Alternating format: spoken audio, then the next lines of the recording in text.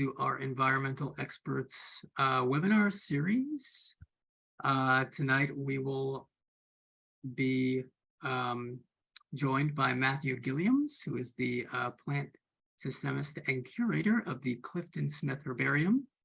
He will be talking about his new book project, The Flora of the California Channel Islands.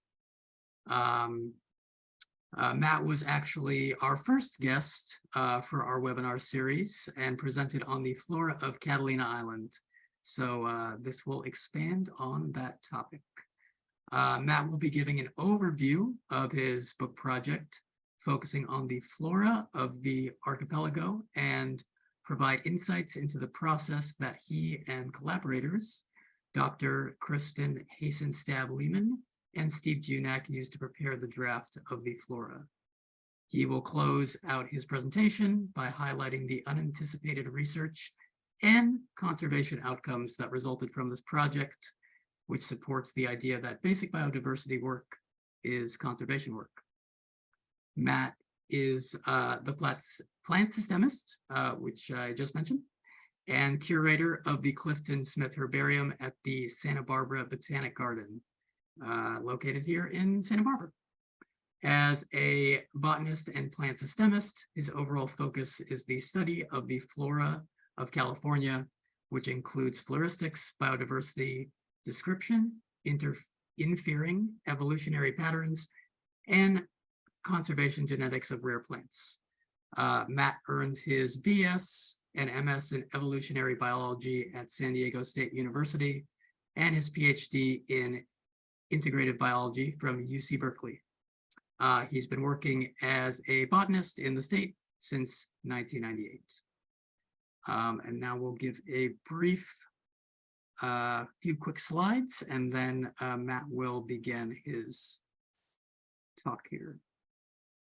So if you are unfamiliar with Channel Islands Restoration, we are a 501c3 nonprofit organization and habitat restoration contractor.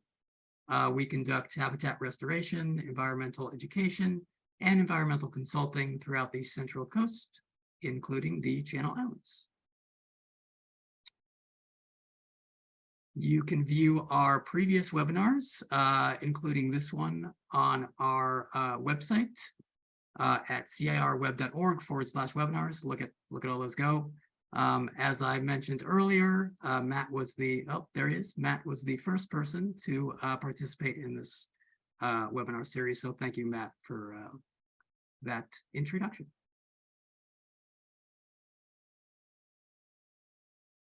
And there is the link. CIR would like to acknowledge that we live in the beautiful unceded homeland of the Chumash people, and we seek to honor the original inhabitants of this land. So I still see a few people are trickling in, but thank you everyone for joining us tonight on this beautiful Thursday at the end of September. I'm going to stop sharing my screen now and let Matthew take over.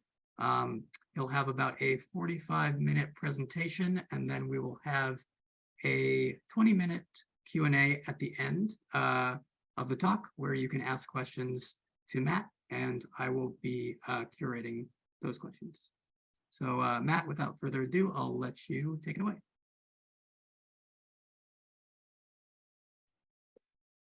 Awesome.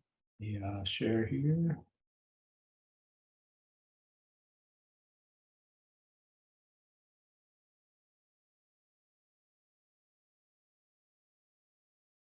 All right. Assume you can hear me okay. No complaints so far. Can I get going then? Yeah, we can hear you loud and clear. Okay. Well, thanks everyone for being here. It's great to be back, and thanks to Channel Islands Restoration for inviting me to be back talking about whatever I wanted to talk about, in this case, the flora of the California Channel Islands. But this talk could just as easily be titled Why Basic Biodiversity Research Matters More Now Than Ever. So before I get going, I just want to talk about my two friends and colleagues, Kristen Hasenstab-Lehman and Steve Junak. It's been such a pleasure getting to work with these two amazing botanists and humans over the course of working on this project. Kristen looks like she's a linebacker or something there with the eye black below the eyes. I think that was a burn scar on Catalina that ended up looking just perfect like that. But I've known Kristen for a long time. We did our masters together down at San Diego, then went our separate ways for PhDs, and just getting to know Steve over the last 9 years. Steve really, to Channel Islands folks, really needs no introduction as just the world's expert on the Channel Islands flora. And it's been great getting to work with these two to study the plants of this special place. So thanks to them in advance. So for a slightly longer talk, I always like to give a little bit of a roadmap where we're headed. And the first part of this really isn't about the Channel Islands at all. It's really the biodiversity context that we as humans find ourselves in today. What is basic biodiversity research, and why on earth does it matter in this time of unprecedented challenge? And what are those challenges? What challenges do the living things of this planet, the living things that we share the planet with, face today? And what can we do about it? In the second part, we'll focus on the Channel Islands. Talk about a little bit about the Channel Islands flora. I'll introduce the Channel Islands Flora project. This is the joint project that Kristen, Steve, and I are working on. I'll talk about what is its intended purpose, what is it, and the current state of affairs with it. And then that last bullet there just says one thing leads to another. And really what I'm talking about there are the fringe benefits or the unanticipated advances that happen when you spend time focusing on biodiversity research, this basic research. So that the other things that happen incidentally to the focus of this work, which was the book. Okay, let's start with a definition. So what is basic biodiversity research? And this is kind of a trick question because there's not really a definition. I'm kind of making this term up. What I mean by it is this is research that's aimed at better understanding the living things that we share this planet with, the species, the subspecies, and varieties, the kinds of living things, as well as the communities that they form. A few examples of what I would consider to be basic biodiversity research are what makes a particular species distinctive, i.e. what makes it different from other species. Where do individual kinds of living things occur? What species are collectively in a place? How do individual species respond to their physical environment? And how do co-occurring species interact? So while this may be basic biodiversity research and these may seem like simple questions, each of these has whole subdisciplines of biology related to it: taxonomy, biogeography, floristics, audecology, and community ecology. And based solely on my preferences and my training, these are the two of these that I'm really going to focus on for the first part of this talk: taxonomy and floristics. So taxonomy, I mentioned that this is a subdiscipline that kind of includes the question, what makes a particular species distinctive? But there's lots of activities that fall within the umbrella of taxonomy: description of new or existing species, identification of new or existing species, so kind of developing the tools that help practitioners and lay people take an unknown thing and identify it, the classification of groups of species. So this is where you might take a handful of species that look alike and group them into a genus. You might group those genera together into families and so on. So that's classification. And then nomenclature is the formal set of rules that govern how we name things in kind of Western science. So that's the discipline of nomenclature. Now, I want to point out, taxonomy is absolutely critical to have done in the past and to do now and in the future. It's critical, if for no other reason, that nearly all conservation activities are tied to formally recognized named entities. So, for example, the Federal Endangered Species Act, it can work with subsets or population segments, but far and away, the most common way that ESA protects things is protecting a rare named taxon. So this taxonomy business, it's something that is really, really important to continue to do. Floristics. So I said floristics would encompass the question, what species are collectively in a place, but lots of activities fall within floristics. At the most basic, it could be field work, exploring an area, documenting it, documenting that area formally with specimen collection. But it can really be a lot bigger project than that, and it could end up being something like the formal description of all of the plants of an area, the flora of an area. And that might take the form of a scientific journal article or a reference book. So we have a bunch of great reference books and a bunch of great products that have resulted from the floristic activity on the California Channel Islands. Flora of San Nicolas Island, I'm showing the cover of that here by Steve Junak. This is a 2008 book. Floras like this are really enduring resources. They represent a snapshot in time for our knowledge of the biodiversity of an area. It could be floras, of course, pertain to plants, but it could be the fauna of a particular area, really carefully documenting the beetles of San Clemente Island or something like that. These are just really, really critical outcomes of floristics work, a kind of basic biodiversity research. Okay, so why does this basic botanical research matter? Why should we care about the individual units of biodiversity like Malva asurgentiflora on Santa Rosa Island, or the communities they form, like this beautiful Opuntia patch on San Nicolas Island? Why does it matter? Well, quite simply, plants are the foundation of terrestrial ecosystems. They are that primary producing, hardworking group of organisms that are master organic chemists. They've figured out how to harness the energy of the sun to create organic molecules. And those nutrient-rich molecules are passed up the food chain or throughout the food web to consumers, right? So literally all life in terrestrial ecosystems depends on the hard work that plants are doing. We ought to care about them for that reason. But they do important work for all living things. Plants are responsible in part for the breathable air, oxygen in the air. Plants are responsible in wetland settings for slowing down the velocity of water, helping to filter water. We know firsthand here what can happen when we don't have soils, when we don't have plants stabilizing the soils. After a fire, for example, we really can appreciate the vital job that plants are doing at soil retention.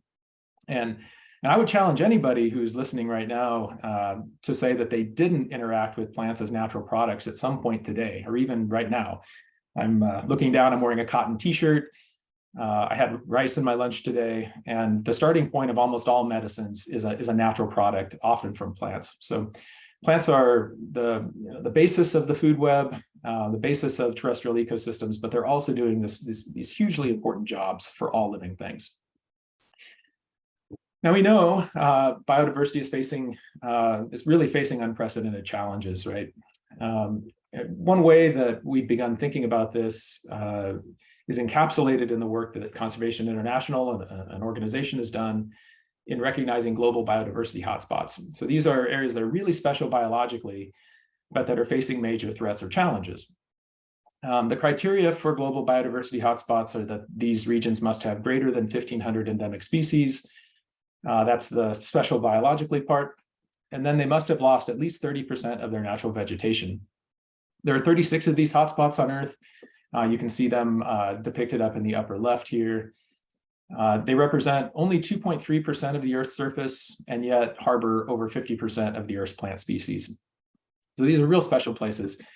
The California Floristic Province, where we're sitting right now, extending from southwestern Oregon down into northwestern Baja California, is one of these biodiversity hotspots. Nearly 2,300 endemic taxa. This is an ever-evolving number, but well over 2,000 endemic taxa. And staggeringly, we've lost over 70% of our natural vegetation here in California. So really a special place and undergoing large challenges. If this is something that you want to dig deeper into, the habitat loss component, there's a website that is set up to study and present these data to the public. This is disappearingwest.org. And you can see here in this map of California by counties, areas that have had the most loss in the hottest burning colors here, relative to those that have the least amount of loss in the cooler colors. And if we were to look at this in a tabular format, this is, again, disappearing west, so it's focusing on Western North America. These are the states that they're thinking about. California, over the time that they were monitoring, so this is 2001 to 2011, lost almost 800 square miles of natural land. And while this is not the largest by percentage, it is the largest overall number on this table. Just really a staggering amount of change. Invasive species are also a real big deal. If you want to learn more about invasive species, you can go to the URL in the bottom right. This is the Center for Invasive Species Research out of UC Riverside. They estimate that 6 new non-native taxa, potentially invasive, arrive to California annually. And this has a huge economic impact in California, over $3 billion a year spent on invasive species control and eradication. And the US government estimates that 42% of endangered species became endangered in part due to invasive species. So this is a big deal. And it's this evocative image, you really don't need to say anything when we're thinking about this. All of us have likely lived through increasingly large wildfires that are attributed almost directly to human-caused global climate crisis, which is altering the amount and the kind of tempo timing of precipitation events. Of course, temperatures going up, sea level is rising. It's a big mess. So what can we do? It's almost feels ridiculous to have a floristics and taxonomy slide after those 3 biggies, right? Habitat loss, climate change, invasive species. And sometimes when I make this argument to people, they respond back with, well, I mean, Matt, what's left to know? Aren't there more important things to be doing with our time? And they're oftentimes equating floristics and taxonomy with this sort of Victorian naturalist kind of pursuit. As a bit of an aside, almost at least half of the naturalists I know today look just like those 2 people on the left. I half the time look like those 2 guys. But anyway, they think of this as sort of a Victorian naturalist thing. Is this just glorified stamp collecting? Aren't there more important things to be doing? So I want to address that very specifically. And other people want to address it too. Kew Royal Botanic Gardens, this is based out of the UK, largest botanic garden and largest herbarium on Earth. In order to combat this sort of biodiversity blindness, puts out a state of the world's plants every 3 years. And in 2017, they let the world know that they tabulated 1,730 plant species were described in 2016 alone. That's the year that predated their report.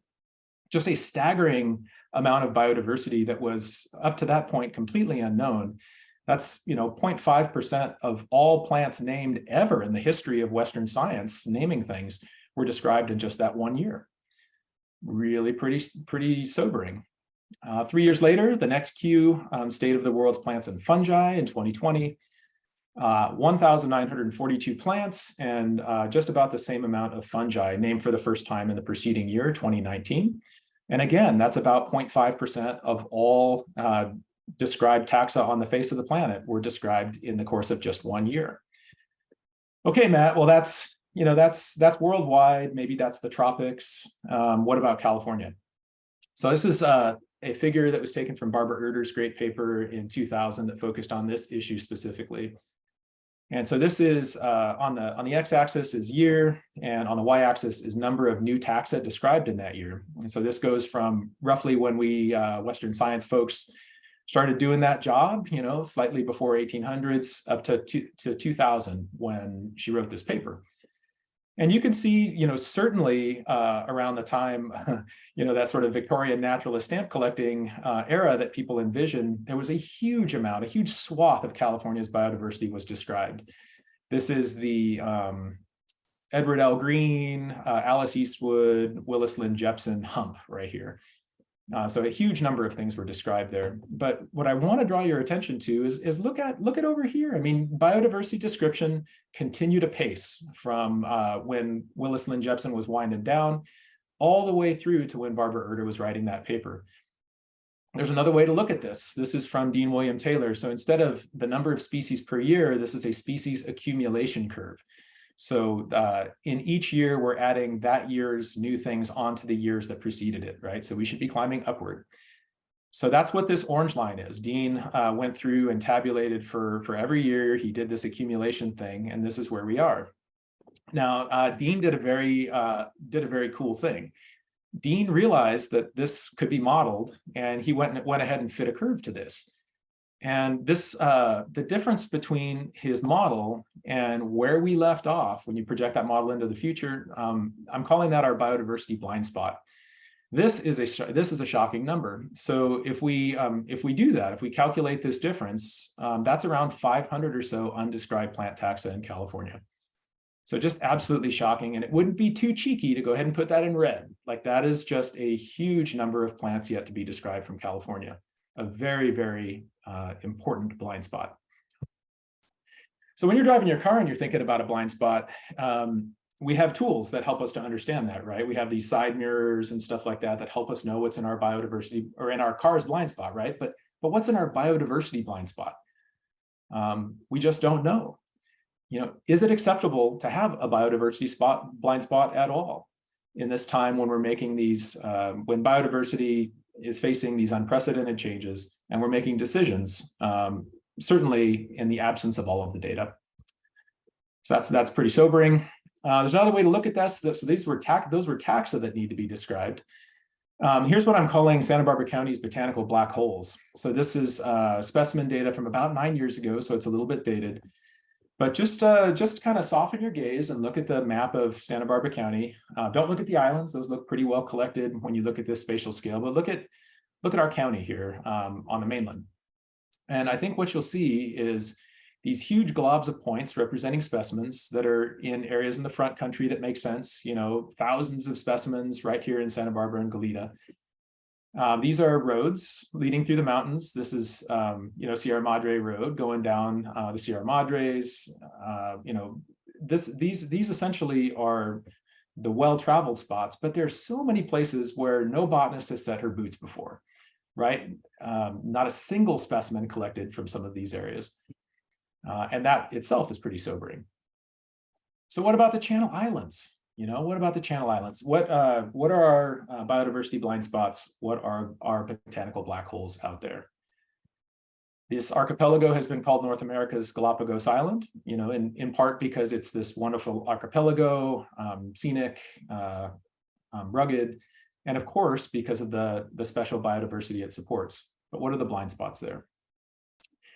So here at the garden, as a nonprofit, really organized around preserving California's plants and the ecosystems they form, we're responding to this statement: to conserve it, we must understand it. And the argument's really simple. For conservation work to be effective, it has to be based on the best possible data, right? What are our highest priority actions? You know, we can't really answer that if we don't have good data. And given our limited resources, how do we focus? So the question here is, how well do we understand the plant biodiversity of the Channel Islands? Is there a biodiversity blind spot? Is there taxonomic work needed? Are there any botanical black holes where more floristics work is needed? If so, how do we remedy these gaps in knowledge? So, you know, I would submit here that one way forward, no matter what, we just need more energy focused on this problem. We need more work. And one way forward is this current project, the Channel Islands Flora project. So the Flora of the Channel Islands project, this is a book project, and it was launched in 2018. It's a partnership with the Nature Conservancy with funding provided by the Seaver Foundation and the Santa Barbara Botanic Garden. And it's really in deep collaboration with island managers and others. And our most stalwart island manager partners are folks from Channel Islands National Park, US Navy, Catalina Island Conservancy, Nature Conservancy. And there's just literally no way to write the number of botanists, conservationists, and taxonomic experts who have either participated directly or who have created the resources that we have leveraged to come up with the summaries and the work that we have so far. So really standing on the shoulders of countless other people here. So the goals of the project, the overarching goal is, you know, it's hopefully to create something useful, you know, an up-to-date resource for identifying and learning about Channel Islands plants, a book. But there's a ton of incidental goals and what we hope are sort of fringe benefits of the project. So we know that any Flora project where data are consolidated, in this case for the Channel Islands, will kind of consolidate that info as of today. It will be a snapshot in time. baseline, a new baseline. We also have an aim to create and maintain checklists of the California Channel Islands that are available on the internet, can be updated readily.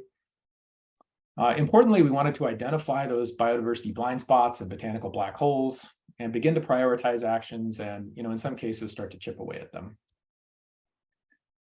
So, it's a tough time. It's a tough time to be alive, no doubt about it. But as a floristician, we've never had greater tools at our disposal and more information at our fingertips. We have a bunch of great work that Steve and others have done prior to this work that Kristen, Steve, and I are engaging on.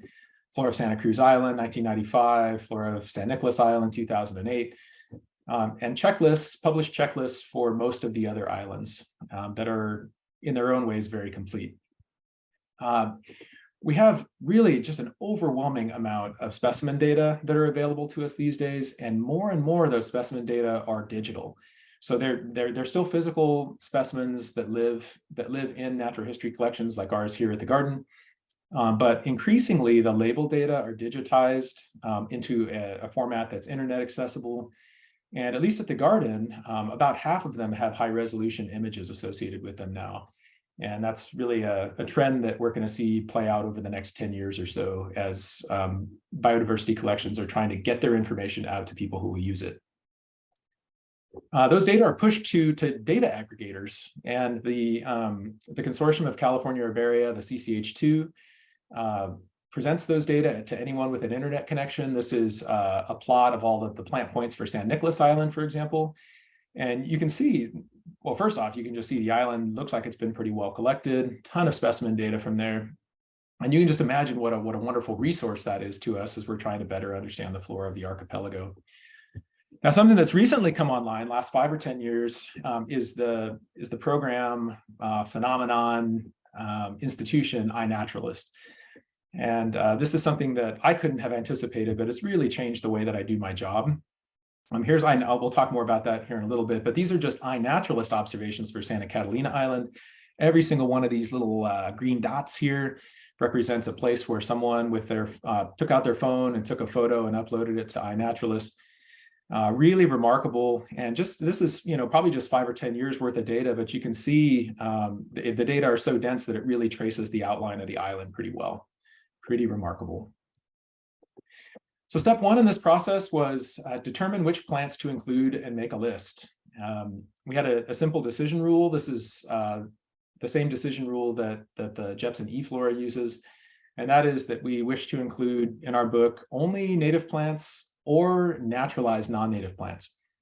So your question must be, what on earth is naturalized? And so our definition, again, same as the Jepson e-Flora, that there must be a self-sustaining population of this plant in which at least some individuals aren't planted and are themselves producing viable offspring. So as an example of a plant that's not naturalized, a planted peach tree near a historical ranch location, even if it makes flowers and fruits. So that would be not naturalized. Naturalized, a good example of that is Malva astrorgensiflora on San Nicolas Island. We know of a population that's in a wild place that wasn't planted. There are multiple mature plants of different age classes, and every year we go there, we find new seedlings. So this is a real example, and here's a seedling that Bill Hoyer documented to help us make this decision. Behind the scenes, there's a checklist. Again, this is the behind the scenes checklist. Yikes, there's a lot going on there. We know from our checklisting efforts that we have about 1,060 total taxa on the Channel Islands right now. And I have this in italics, and I just want to mention that this number is kind of a floating number. As we get more information, as it becomes clear that something's naturalized, it would advance this number by 1, or as new specimens come online, we have more information and we can make better decisions about whether to include something or not. So this is just a slice of 30 or 40 rows. Looks like Boraginaceae through some Brassicaceae, and this is a taxon by island matrix here. This is the Channel Islands and the Baja California Pacific Islands, and every place where there is a color that's different from this kind of celadon sage color is where we've either added something that makes our checklist different from previous checklists, or we have removed something that makes our list different from previous checklists. So kind of a mustard and ketchup look here, and it's this is very normal. These 40 rows very normal. So the behind the scenes checklist, really a lot has gone into refining it over the years, and it'll be a work in progress. There are cleaned up CCH2 checklists that are available to anyone who wants them. And these are things that we envision maintaining through time. So if you wanted to go there and take a look, you could go to cch2.org. You could go to checklists right here on this bar.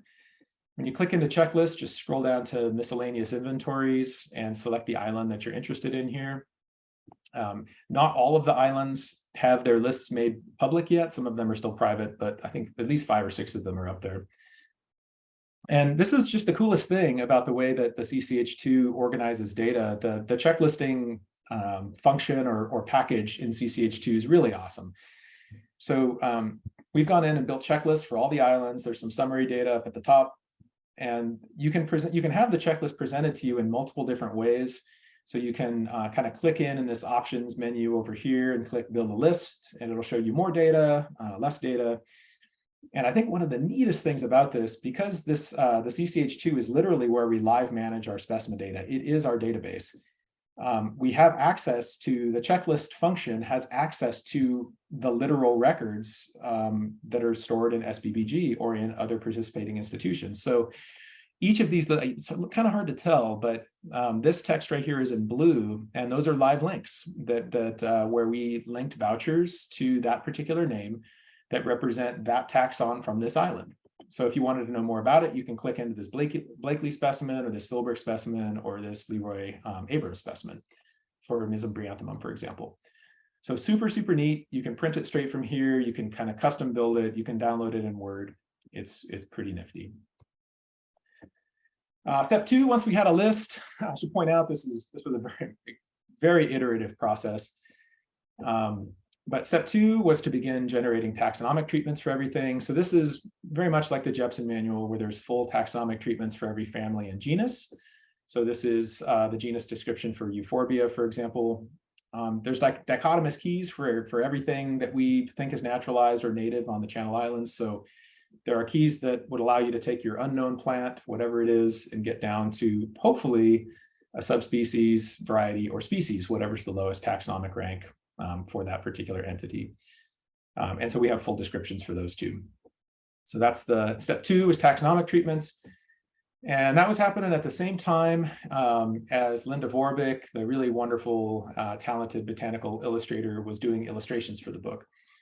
Although here's a couple of plates that represent some of the process that she uses, which is to take some of her existing line art from some of the other Flora books that she's worked on with Steve. She'll make a plate out of them based on the taxa that kind of fit in that part of the, in this particular case, the Poaceae or the grasses. So this is a plate that goes from Echinocloa to Earharta. Echinocloa was a new drawing. So this is her pencil drawing that's pasted in place. And she'll submit that to me and Kristen and Steve. We'll look it over, suggest changes, either to the labels or there should be a little bit more hair right here, those kinds of changes. And then she'll ink it. And so every single one of those 1,060 taxa has got a bit of line art that has gone across Linda Vorbeck's desk. And then the last step that we're in now are the introductory chapters. And these are, if you've ever picked up the Cruise Flora or the San Nick Flora, the introductory chapters alone are worth buying the book. These chapters mirror those other 2 books for the Channel Islands Flora, and that would be kind of a basic introduction to the Channel Islands, physiography and climate, geology, vegetation, land use history, history of botanical exploration, and a floristic analysis. Our progress to date has been pretty good. Always kind of surprised about how long things take, but the checklists our checklist is good for now. It's under continual refinement, but it's pretty stable. We've been working on the treatments since at least 2020, and the botanical editing has been going from 2019, 2020 through to earlier this year. The illustrations started in 2018 and are wrapping up. We're really excited to have them wrapping up next month. And the introductory chapters we're working on right now. So we've been working real hard on this project, and the timeline for completion is right around the corner. So that is the project. What have we learned in the process, right? What are those unanticipated advances, perhaps? So the first thing I'd like to report are just the islands by the numbers. And it's tough for me to tell if you can see up in the corner here, but I just want to highlight this asterisk here, right? This is subject to change as we go, because we know that not everybody will be using the same definition of naturalized. Perhaps other people's lists might be different than ours. And our list will advance as we learn more about the flora, but this is where it's at right now. We've got 1,060 total taxa on the Channel Islands. 729 of them are native and 331 are non-native. So that puts the percent native right around 70% or so for the Channel Islands. Of course, we can tabulate the total taxa for all of the islands, and some of the smaller islands or those with a more depauperate flora have lower numbers. Lowest number for any island is 144 for Santa Barbara Island. And of course, the larger islands, and those islands are much better explored. Santa Cruz and Santa Catalina Island have right around 700 or so, or a little above 700 total taxa. Another way to think of the floras is, what proportion of them are native versus non-native. And I mentioned that the global average here for the Channel Islands is around 70% native. So some islands are on the low side. So San Nic has about 55% or so native plants, while Rosa and Cruz have over the average at around 75 or 72.5%. A neat thing about floras, I mentioned they provide a baseline, kind of a picture, a snapshot of our current perspective on the flora of a place. And I've lined up 3 such perspectives. Here in 1995, this is Junak et al.'s Santa Cruz Island flora. There was a checklisting effort by Sarah Ratte and colleagues in 2014, and then our current effort right now. What I hope you'll see if you kind of scan up through these columns going from 1995 through to the present, I think that you'll see a steady trend of increasing numbers of taxa on all of the islands. And usually it's stepwise, but not always. There's 2 places where the way that we were tabulating differed from what Ratte and all were doing. And also some differences in how taxa were interpreted, totally normal. But in all cases, we've got this kind of increasing trajectory. And it's kind of fun to think about the numerical increase and especially the percent increase. So across these islands, we have anywhere from 12 plants were added. So our knowledge changed. And this is one way of thinking of it, 12 new plants. All the way up to 111 new plants for Santa Catalina Island, which is really just a shockingly high number. The percent increase for 2 of these islands, San Clemente and Santa Catalina Island, were approaching 20% difference, which is just really staggering. And it's just a fun exercise just to pause for a moment and to think about what could explain the increases on these 2 islands. And the taxon addition cases really fall into a handful of different categories. One of these, and probably the one that adds the greatest number of taxa to all these islands, are the addition of new non-native plants, new things arriving. And an example on San Clemente Island is the arrival of Cachala australis to that island. Was first documented by Tim Ross in 1995, and then in several places by Steve in 1996. So that was a new addition to that island that inflates that number by 1. But it's not all non-native plants. I mean, the study of the flora of these islands is really resulting in the documentation of new plants, new previously described plants for that island or for the archipelago. A really super exciting and surprising one. This was the result of John Redman and Sula Vanderplank's recent floristic work on San Clemente Island. The addition of Isoetes or Cuddii, which is a heterosporous water fern. If you've not encountered this plant before, they're super charming. They look, on the surface, they look a little bit like a little grass, but when you dig them up, the reproductive structures, the structures that produce spores, are held in these little cases underground. So this is John's photos from his iNaturalist observation showing those structures here. Super, super cool and really surprising. This was a new archipelago wide record.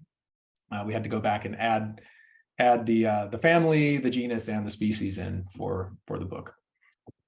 But when you're out there, there are these unanticipated advances that happen. And when John was out there working, he detected some issues with how Cryptantha was parsed out there. Everything was called Cryptantha trasky. And when he began to compare the material that he was seeing on Clementi Island with trasky from San Nicolas Island, he realized there was something different. And in fact, he and Mike Simpson in 2022 created 2 new San Clemente Island single island endemic taxa in the genus Cryptantha, and Clementina is one of them. So I just want to point out, sorry, that's a little bit of a garish color as I'm looking at it, but I just want to point out that this is floristics and taxonomy that are resulting in our changing knowledge and appreciation for the flora of this island. What about Santa Catalina Island? Same deal, same exact deal. So, our work out there on Catalina Island resulted in, this is just a couple of the large number of non-native plants that we were able to add to the flora. This is Carduus tenuiflorus. This is a non-native plant that was first observed by Steve in 2022, new to that flora and new to the archipelago. Here's Medicago spirocarpos. This is a non-native plant that, according to the Medicago expert up in Canada, this is actually a new North America record of this particular species of Medicago. Now, it's just simply impossible that the first place where that it landed is on Catalina. It must be elsewhere on the mainland flora. But how neat that Steve's work in 2016 documented this plant out there, right? If you're looking, you're going to find new things. So this is in the kind of depressing non-native things were added to the flora category. But again, on Catalina, it's not just that. This is a discovery by Sarah Rattay in 2006, Panicum capillary out on Catalina Island. Really gorgeous, goes by the name witchgrass, I believe, and known from only one location on Catalina Island, but a really cool native plant. And I'll tell you a little bit more about California macrophylla. This is something, some taxonomic work that we're working on now, but the primary insight for it came from working in the stacks, working downstairs in the herbarium, and seeing something different. Again, floristics and taxonomy, and again, apologies for the garish color there. Okay, so one thing leads to another. There's fringe benefits to doing this kind of work, or there's these unanticipated advances that accrue because we're spending time working on the biodiversity of a region. We have spent a fair bit of time out in the field, and that's resulted, as I've mentioned, in new island records. But also I want to point out that fieldwork is not just being done by folks with a lot of biodiversity training or even biodiversity jobs. The rise of iNaturalist as a platform for engaging with biodiversity and generating biodiversity data is really one of the most interesting, and I think one of the most important things to happen to our field in a long time.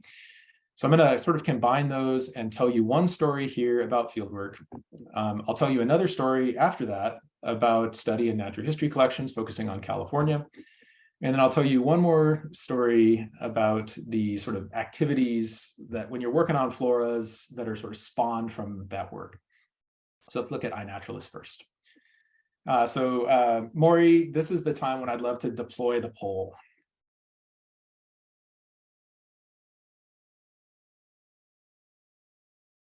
There we go. And so the question here is just simply, do you use iNaturalist? And that would mean like you've got it downloaded on your phone, or you upload photos to it that you took on your phone when you get back home. So if you wouldn't mind clicking on either yes or no, that would be awesome.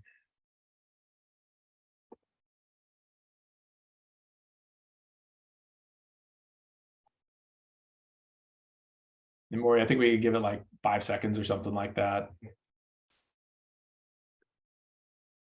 Yeah, are you able to see the results there, Matt? I cannot. Oh, okay. Well, it looks like a pretty even split here. We have 56% said yes and 44% said no. Awesome. Okay. So 56%, I'm still talking to you, but a lot of this is really for the 44%.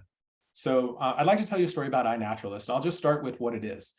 So iNaturalist is a community of people that work on this platform that's called iNaturalist.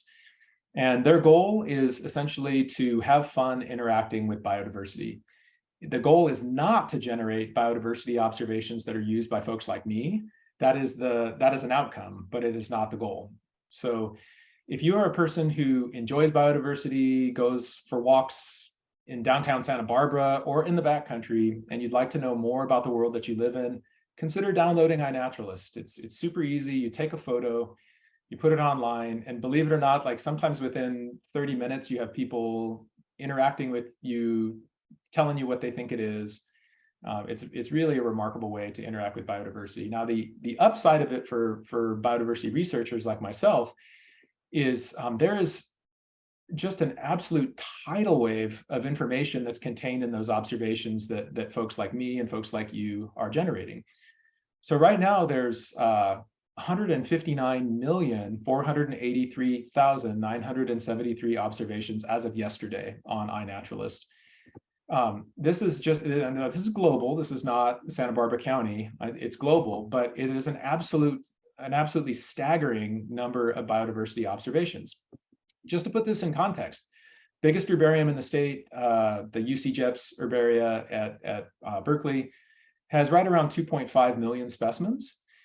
These are focused on plants, and they're largely Western North American and all that. So this is still a huge number, but based on their reporting, iNaturalist over the past 12 months has added 46 million records over just last year. That's 18.4 UC Berkeley's over just last year. So just a huge amount of biodiversity data. And when you plot it over longer time slices instead of just right here, this is an absolutely skyrocketing exponential increase in the observations every year. So just a really amazing resource for folks who do this kind of work. So I track this a lot. This is a kind of data that I'm monitoring all the time for the Channel Islands. And in the course of working on the Flora, a record on Santa Cruz Island popped up of Sertomium falcatum. And this was taken, this is house holly fern. It was not otherwise known from Santa Cruz Island. And this was taken by James Bailey. He's like a power user of iNaturalist. He actually has the record for the greatest number of species observed by any human using that platform at 22,000 species observed. But he's got a non-trivial number of observations too. He's just extremely active. But he posted this and he tagged me on it. He said, is this interesting? And this looks like a fern that's taken on a rock wall, right? Well, there's a reason why botanists hadn't collected this thing yet. And that is because it is in one of the world's largest sea caves. So this is Painted Cave. If you kind of squint up here, you can see it's in the northwest corner of Santa Cruz Island. And it is one of the 10 largest sea caves in the entire world. When you go out to Santa Rosa Island, or if you go to Santa Cruz and you make you're on Island Packers and they do a trip over here, they will take their enormous boat. They will take it all the way into this spot. It is scary, but it is also awe-inspiring to take an enormous catamaran all the way into here. But I'm digressing. So this is just an enormous place, not a place where botanists are typically doing their work. As I started interacting with James and one other person who had seen it there, they let me know that they had seen it up here. So this is, 80 feet up in a sea cave. As I started getting excited and we started, kind of geeking out, going back and forth, writing comments about it, other people started coming online with their own observations of it and kind of interacting with us. And this actually pulled one person, Devlin Gandy, just sort of recently posted this one. And he found a picture back from 2011 where he saw the plant. So this really pushes our date from where this non-native plant got established out there.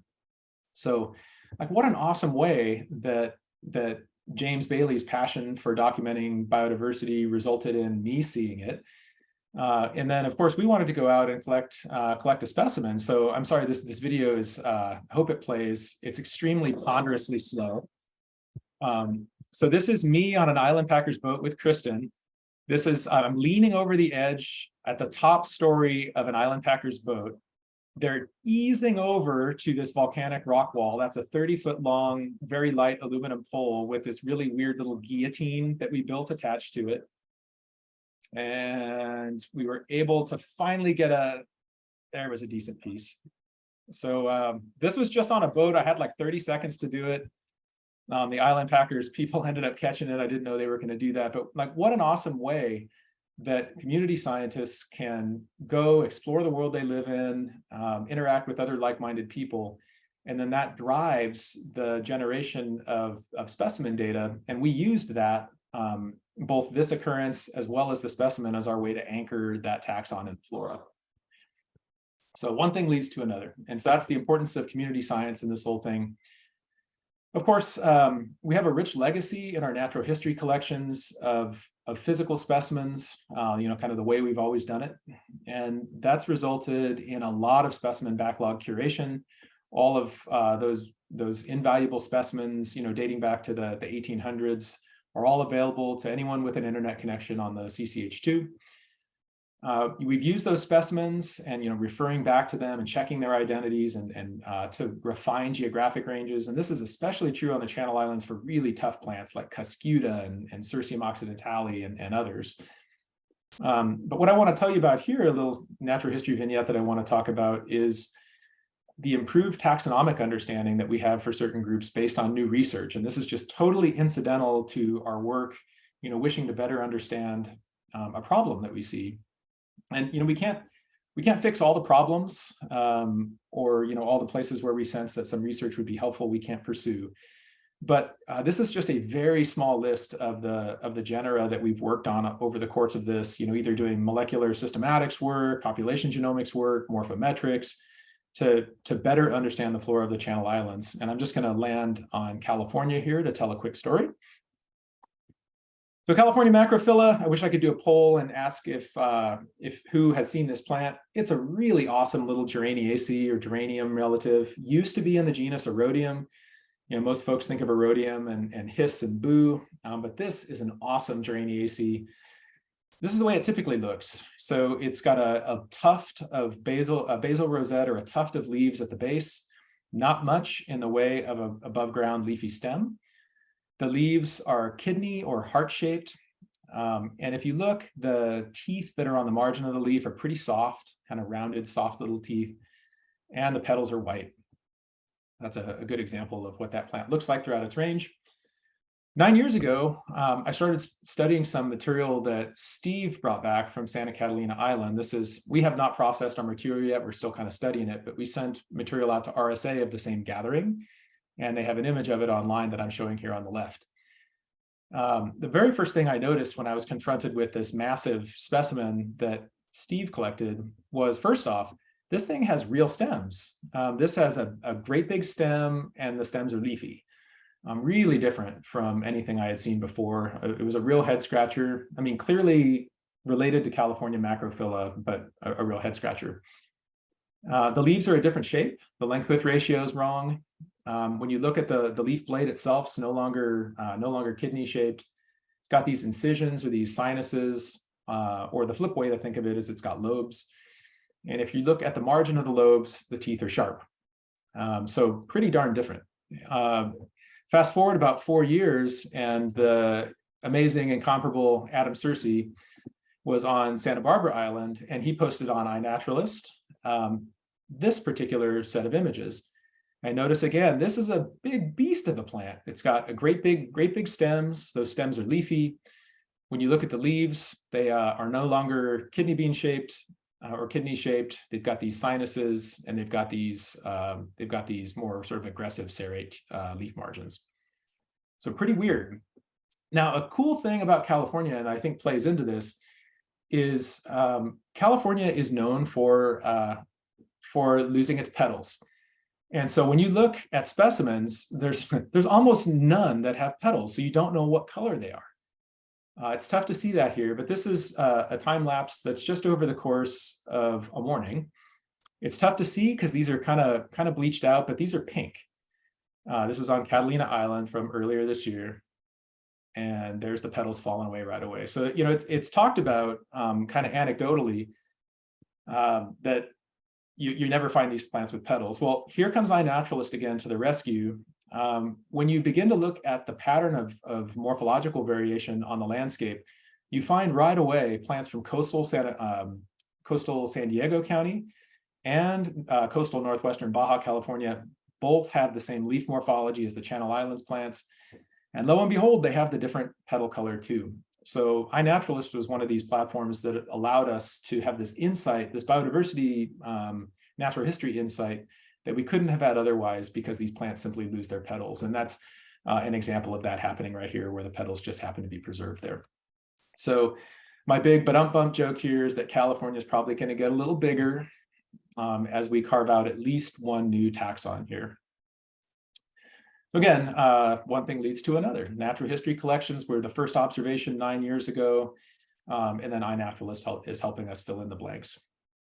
And then the last thing I want to highlight, the last story I want to tell, and I'm sorry, this one's a little bit more data heavy, is focusing on specifically on gaps, right? So there's this project that we did in collaboration with the Nature Conservancy called the Channel Islands Gap Analysis.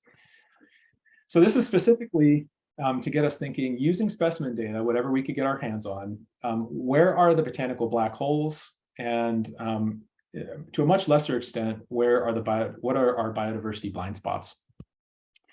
And I'm so sorry for hitting you with a big dense table towards the end of my talk here. One thing we learned is that the islands are different sizes. I wish I could see you, that's a joke. Of course, the islands are different sizes, but when you compare the island sizes, so big islands like the biggest, Santa Cruz Island and Santa Catalina Island, they have a huge number of specimens that have been collected there. Correspondingly high taxonomic richness. This is the number of things that were in that specimen database that we were looking at. But you might be saying, Matt, I'd love a correction for island size. And so that's what this is. So we have divided the islands up into 1 kilometer grid cells, and on average, Santa Cruz Island has about 68 specimens per 1 kilometer grid cell. Catalina Island, totally comparable. So where are our biases? Where are these blind spots? Well, it turns out Anacapa and Santa Barbara, huge systematic surveyor bias towards collecting on these islands. They're itty bitty islands, but have just a disproportionately huge number of specimens collected there. Not hugely biologically meaningful, that bias. It's great that we have that many specimens from there. It's really the inverse that we need to be worried about. So here's Santa Rosa Island, second largest of the archipelago, but with an absolutely miserable number of specimens per cell. And you can see that in if we plot number of specimens against island size. And we have Catalina and Cruz are kind of above this regression line. And then here's Santa Rosa, sadly, a great big island, but with relatively few specimens collected on it. Here's what that looks like in space. Santa Cruz Island, if you squint, like I'm kind of leaning back and squinting, and the island takes on kind of an orangey color. That's because each one of these little orange dots or red dots are specimens here. So you can see, the Central Valley, the road over from Prisoners, major ridgelines that have roads. So just a lot of specimens collected from this area. But look at poor Santa Rosa. Really, right here around the landing, there's a lot of specimens collected from there. This is a really wonderful and accessible stretch of coastline, so a lot of specimens from there.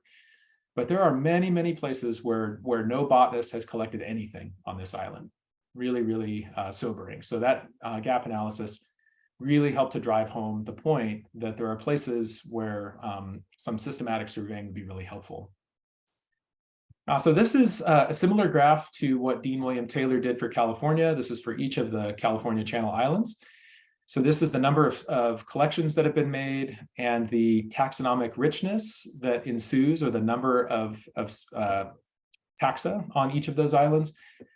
And what we'd like to see is a saturation here. We'd like to see the number of collections get to the point where this line flattens out and reaches an asymptote. And that seems to be happening for Santa Cruz Island. That line's pretty flat, huge number of specimens. But here is Santa Rosa Island again, with fewer collections, and it's clear that the taxonomic richness has not been reached, because this curve you can easily in your mind's eye project it out like this, right? So the species accumulation curves are telling the same story.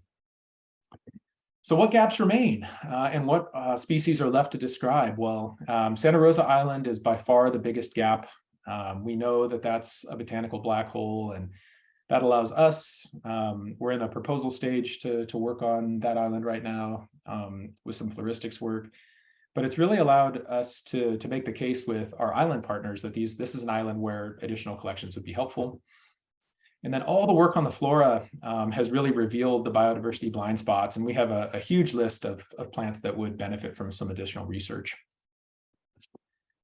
So here's what we set out to do for the talk. Part one was this biodiversity context. What is basic biodiversity research and why does it matter? What are the current challenges to living things, including humans, in the present day? And what can we do about it? And so I'm hoping that we've gone through and talked a little bit about these things.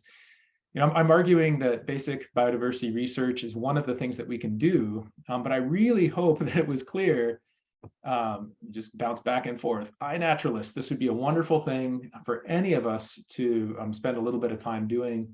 It's been hugely valuable for me as a scientist, and also just really fun. In the second part of the talk, we went over a little bit about the Channel Islands flora, about the project, and I hope I drilled home the real connection between doing basic biodiversity research of any kind and all of those unanticipated advances that can happen as a result.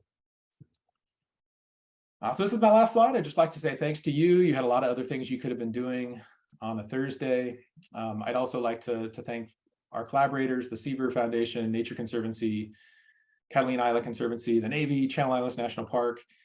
One of my major life heroes is Dr. Shirley Tucker. I'd just like to thank her for believing in the value of floristics and taxonomy. Too many island partners to name and too many island botanists and taxonomic experts to name, but just know that, you know, we did a little thing, they did a lot.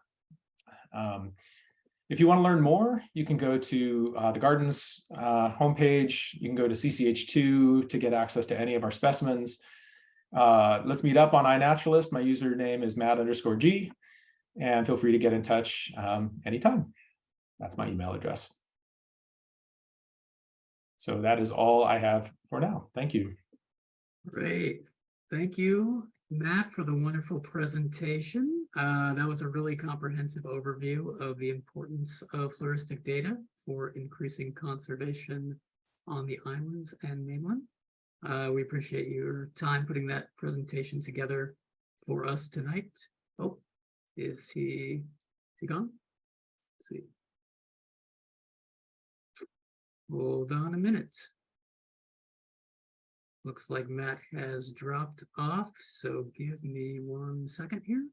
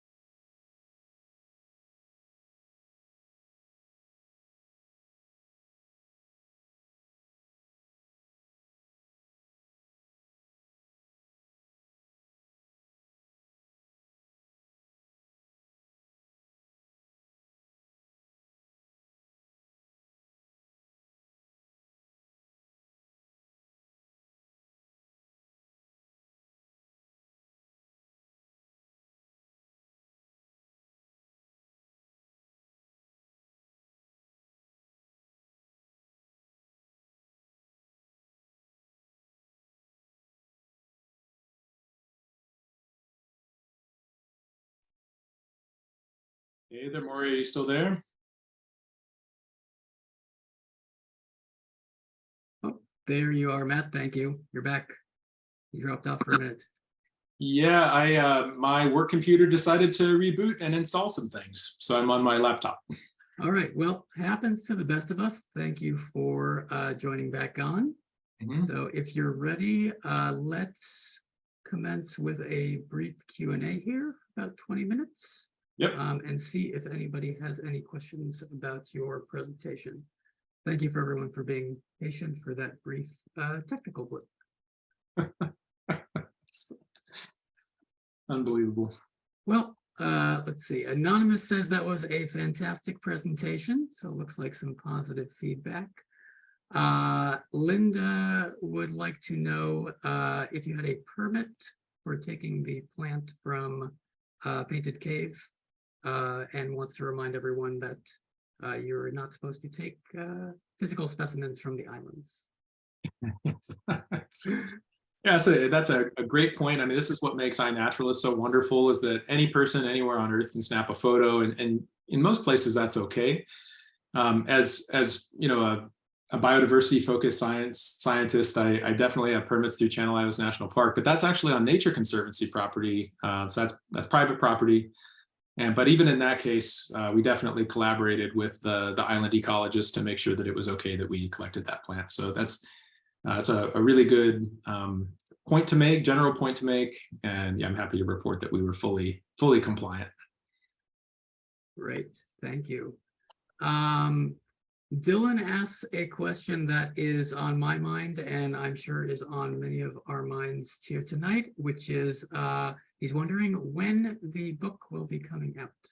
Yeah, unfortunately, we're not able to take any questions from Dylan at this time. So if she would just retract the question, that'd be super. Dylan is the person who slogged through the botanical editing on that book. And so, yeah, Dylan, we're really hoping for next year.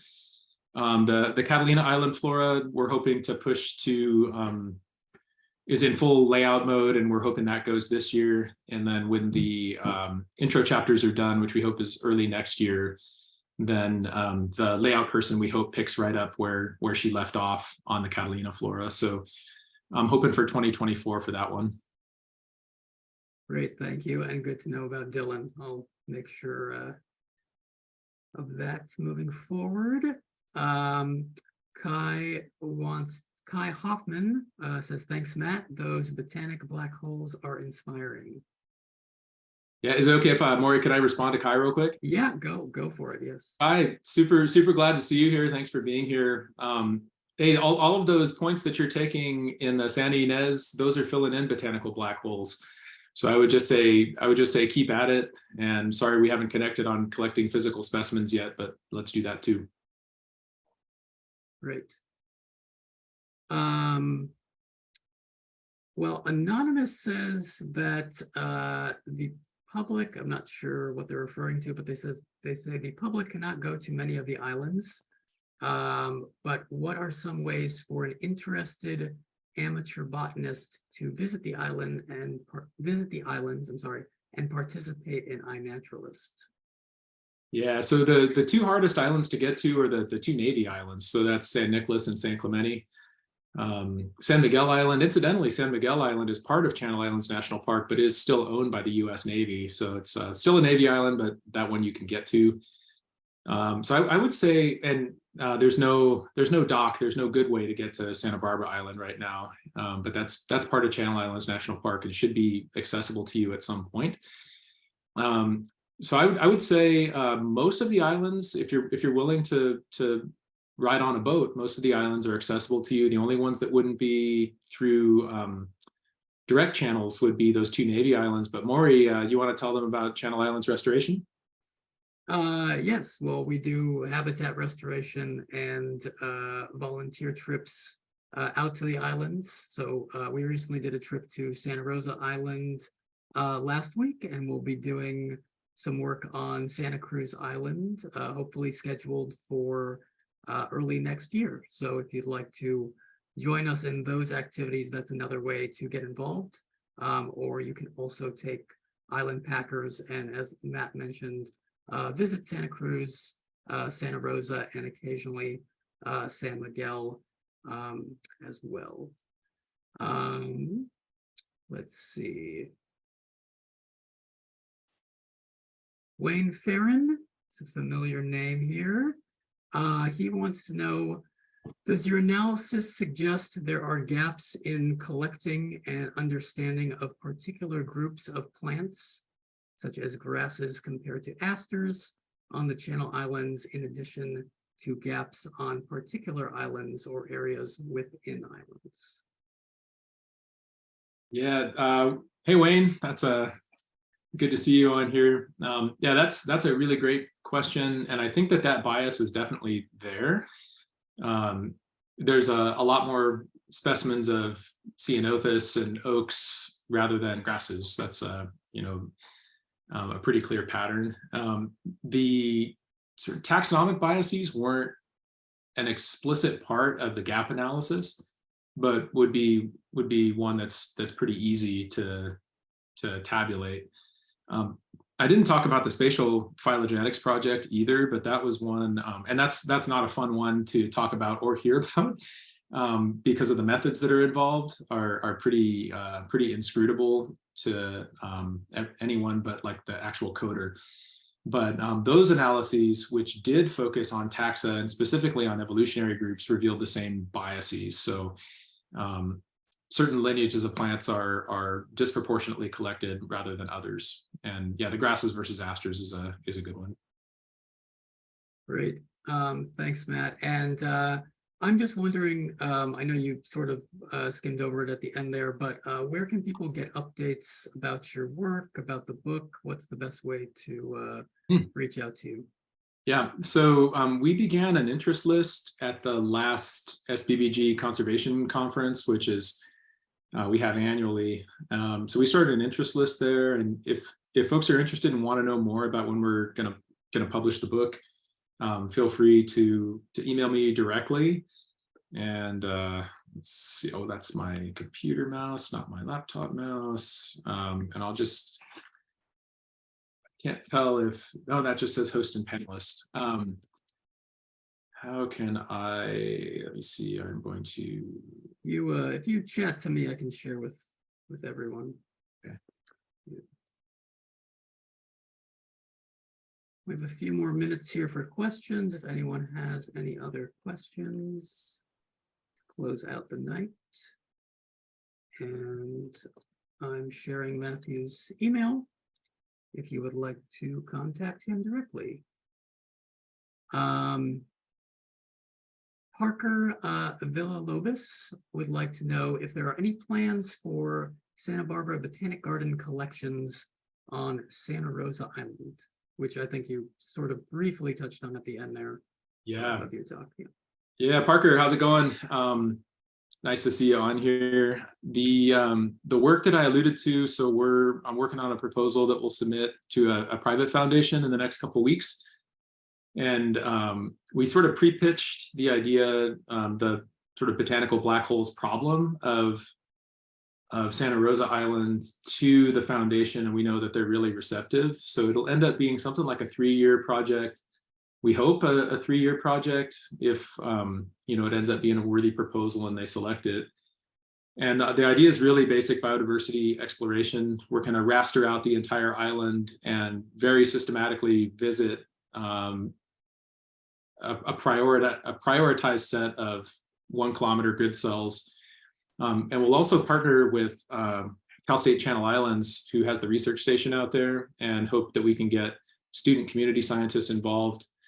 Most of our documentation will be physical specimens, but we hope that their involvement would be using iNaturalist. Great. Thank you for that answer, Matt. Let's see, Carol Gravel. Hi, Carol. Nice to see you tonight. Would like to know if Steve Junak, and I don't know if Steve, you're on this webinar, but if Steve's previous book is still in print or available. I don't know if you know that, but I do, yeah. So I can, and Steve, if you're on, feel free to fill in too. But this, so this book, the San Nic Flora, is totally still available. It's available print on demand. It's also available in our bookshop. So this is an awesome book, and it's a super value too. I think it's maybe $30. Totally worth getting. And then the cruise Flora. This one, all of the backs, the reason why this one is so expensive is all of the backstock burned up in the Hasenstab fire when, so we lost a lot of the backstock of this book. So there's not as many copies out there as you might like. I would just create an alert on eBay for it or on Amazon for it for when it drops below some threshold that you find acceptable. Sometimes you go on there and it's like $400. So that's not acceptable, but I don't know, Steve, are you on there, Steve? And do you have any other ideas? It doesn't look like Steve's on the call. I can also loan you my copy, Carol, if you'd like. So that's another option.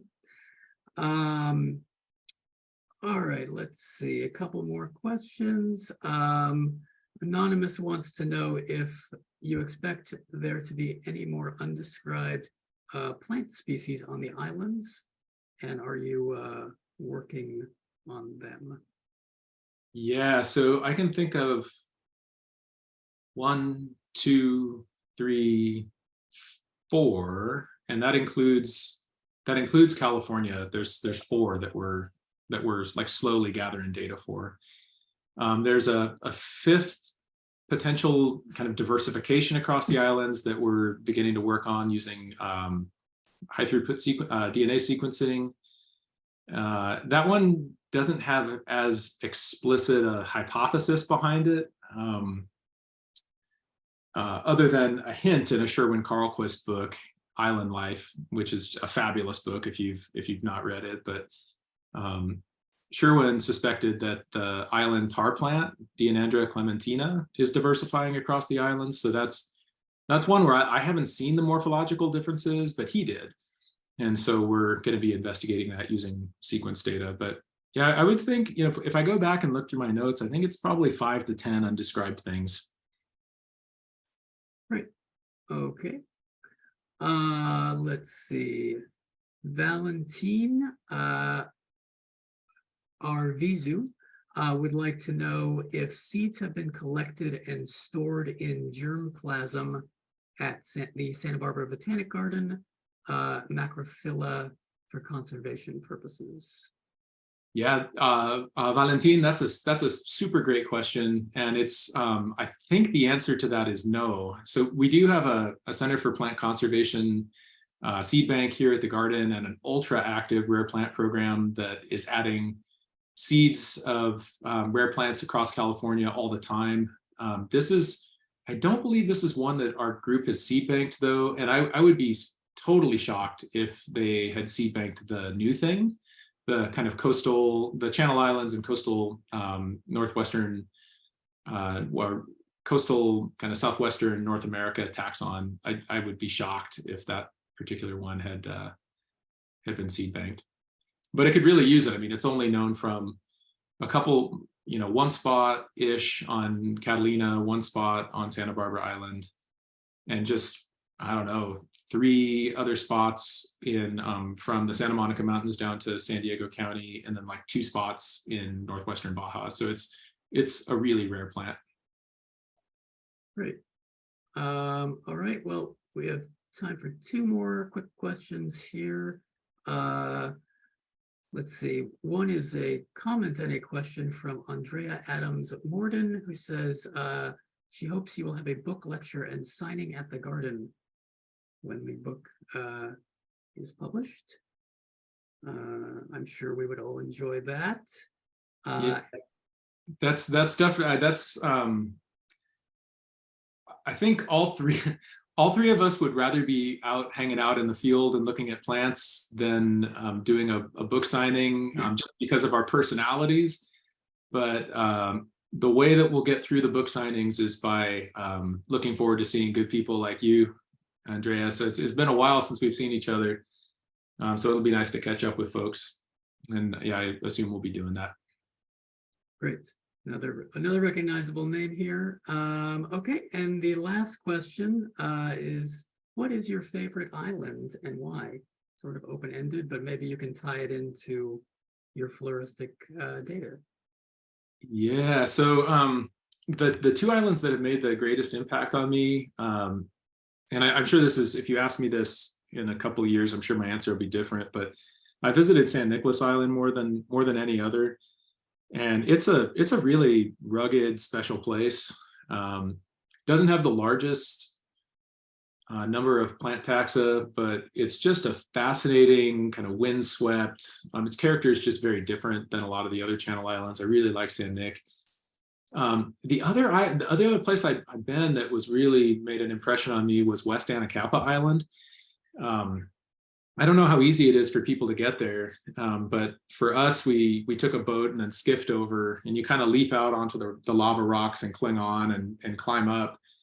And it's, it's just a dramatic landscape. Getting up there is, you're kind of walking up the side of a pretty steep slope, and when you get up there, you're walking on a knife edge, walking across, going across the island, and it's just a really, really neat landscape, and it's one that's changing a lot. Anacapa, if Steve was on here, I think he would probably tell you that East and Middle Anacapa have changed more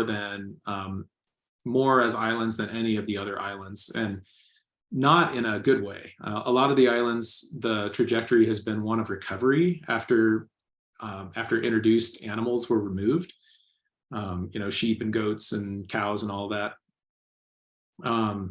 Ken is saying, please remind folks, West Anacapa is closed to the public. I guess that's probably Ken Neeson or Ken Convery.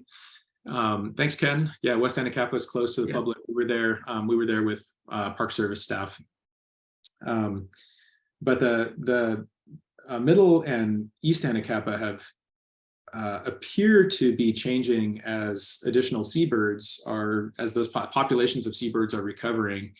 It's really having a strong impact on the flora. So, it's great that the seabirds are recovering, pelicans and gulls and cormorants and stuff, but they're having an impact. And I never saw those islands when they were in their prime, but maybe at some point Steve can tell us about that.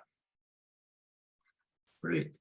Well, it sounds like the community really enjoyed your talk, and we both saw a lot of familiar faces tonight. So we will look forward to updates regarding your book. If you'd like to view this webinar or any of our other webinars, it will be available in the coming weeks at cirweb.org. There you can also find news regarding our current work and other upcoming events. So thank you again for your time, Matt, and to everyone who joined us tonight. And we hope to see you all very soon. Thanks, everyone. Thanks, Maury. Thanks.